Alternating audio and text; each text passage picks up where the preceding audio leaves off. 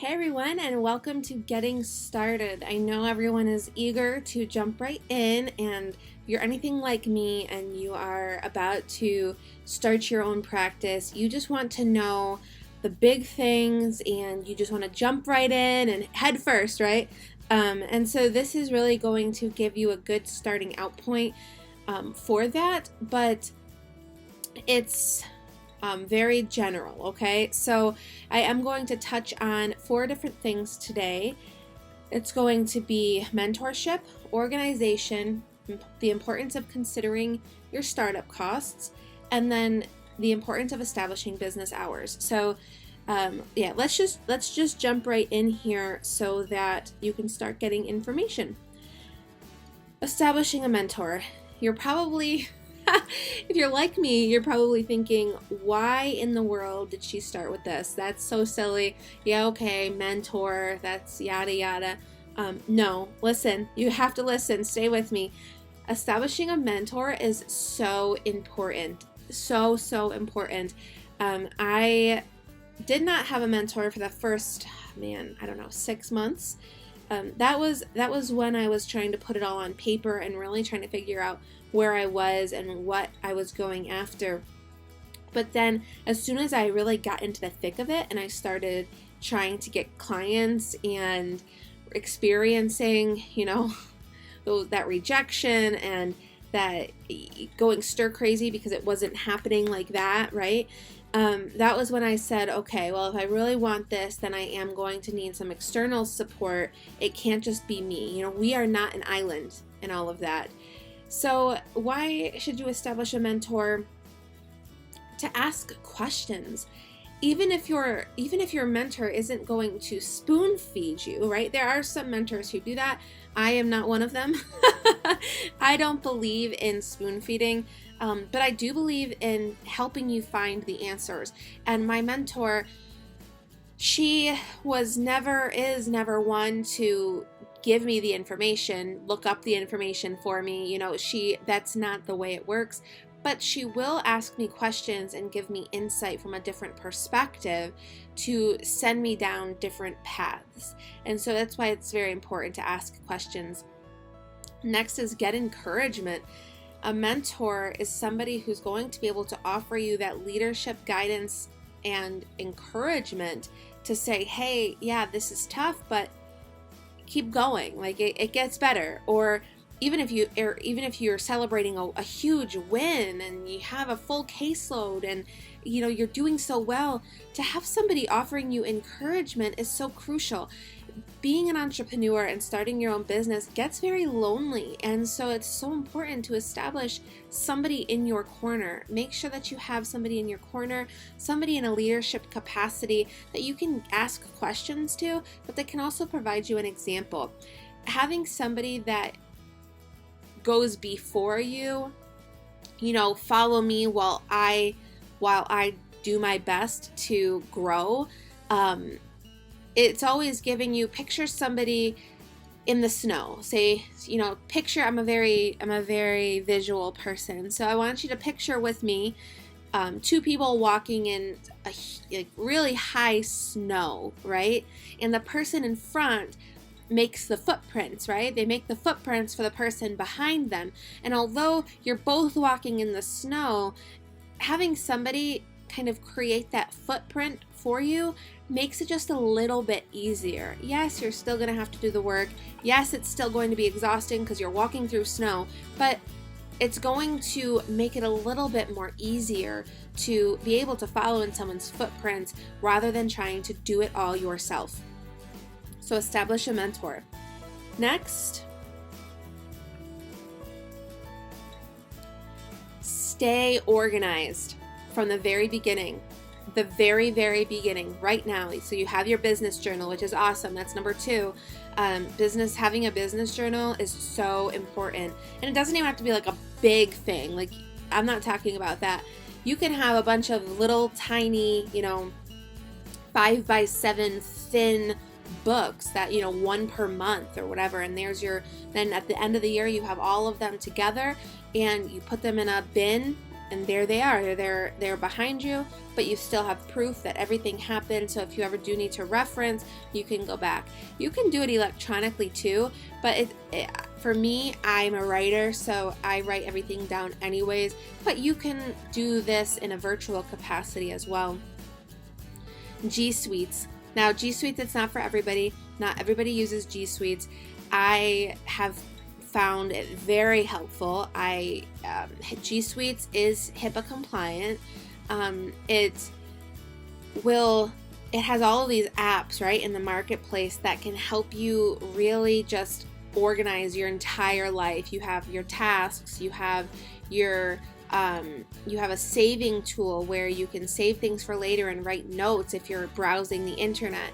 You have different apps, the Google Drive itself, you can upload all of your files to the Google Drive to make it accessible and get it off of your computer and put it on the drive, so that whether you're on your iPad or your phone, it doesn't even matter, like whatever kind of phone, even if you have not an Apple, it's just, you can download the app and everything on your drive can be on any interface that you're using.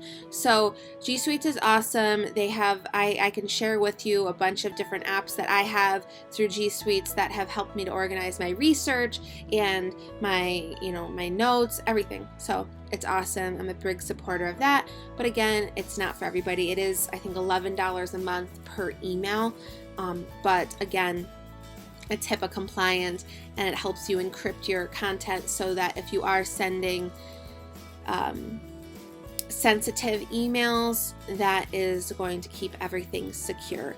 And then finally, priorities. That's part of organization. You have to be able to prioritize, guys. There's a lot of great books out there that talk about organizing, and I know I said this before in a different video, but Eat Your Frog, that is a book that you're gonna want to read, and it's all about prioritizing and avoiding multitasking. So knowing what your priorities are and detailing them. So not only, my family, so for me, God is first, then my family, and then work. So making sure that I am staying true to that prioritization is so important for me.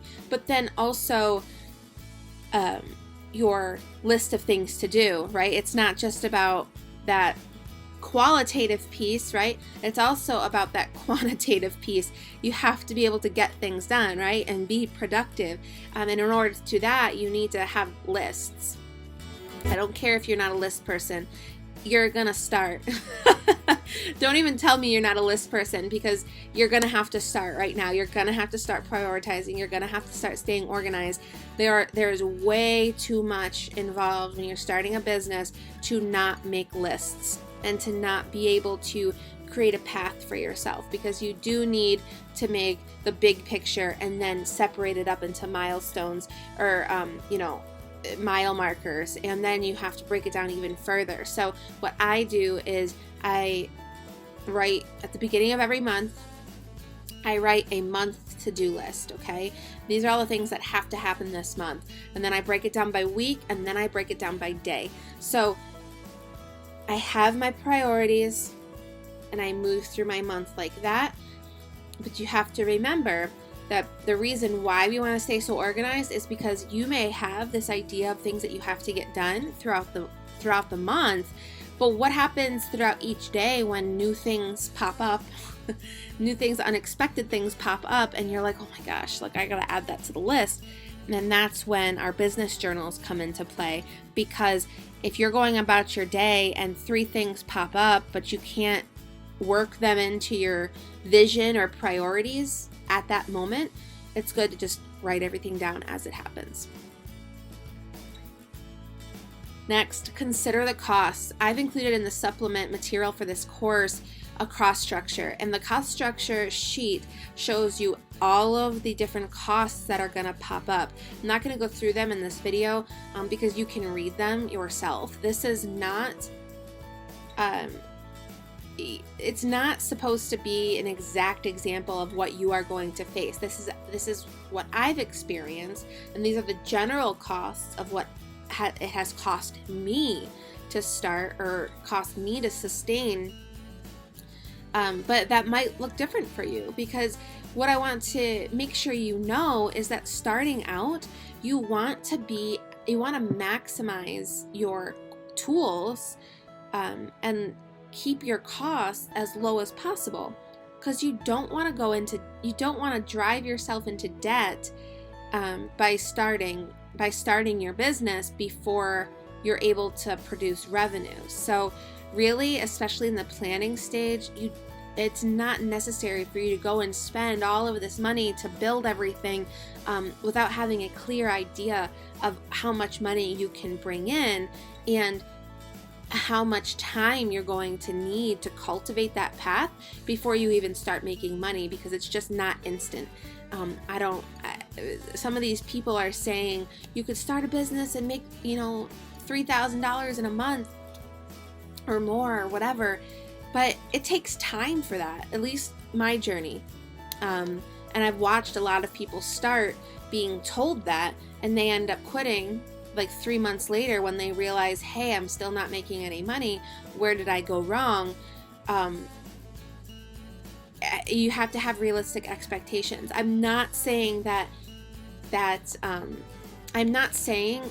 won't happen to you, because to some people it does. I haven't personally ever spoken to those people, but hey, that's fantastic, and that is I'm jealous, right? I'm jealous that it's instant for some people. So just that expectations. And then finally, the bottom line, we kind of already touched on that, but what is your bottom line? Figure it out, mark it in red, put it on the front of your business journal, on the inner front part of your business journal. Know how much you're going to need to hit your bottom line at the end of each month so that you are not going into debt. And then from there, how will you meet that bottom line need each month, regardless of what happens? So if that means you have to pick up another job to be able to meet that need, then that's what you're going to have to do, right? A lot of entrepreneurs work all of these crazy side jobs in order to meet their needs while they're growing their business. That's just part of the life, right? It's not that bad. And then finally, establish business hours.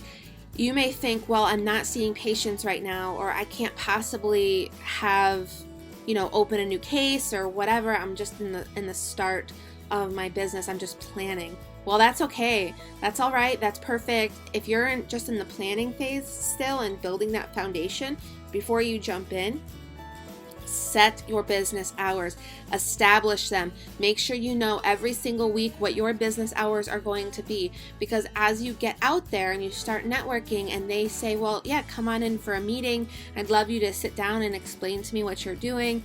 You already know what your business hours are going to be, and that's the hours that you can work in. That way it takes the stress off of you, because you know that this is dedicated time to your business.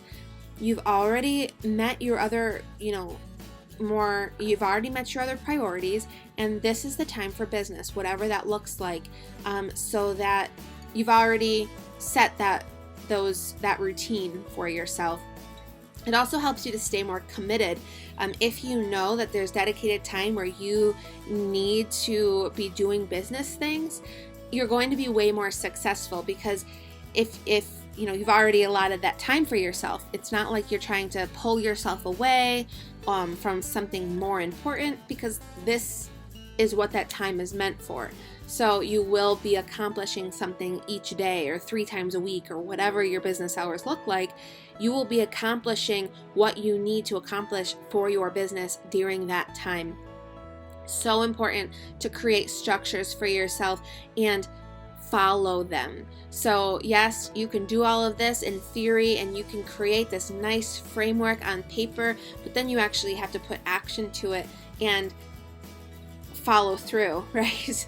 Follow through with your business hours, just as if you were going to school and taking a class. You have that defined period where you are unavailable to the world, whether that is turning off your internet, well, that, that wouldn't work for me, right? Because I use the internet for my work. But whether it's, shutting down Facebook or doing what you need to do, separating yourself from the family or whatever to get alone, to focus on your business, make sure that everybody's on board, and that will help you to succeed in the long run. So those are some steps for getting started, and we're going to jump right into the next video here, but I hope you have a nice strong framework of the big things that you're going to want to account for. Okay.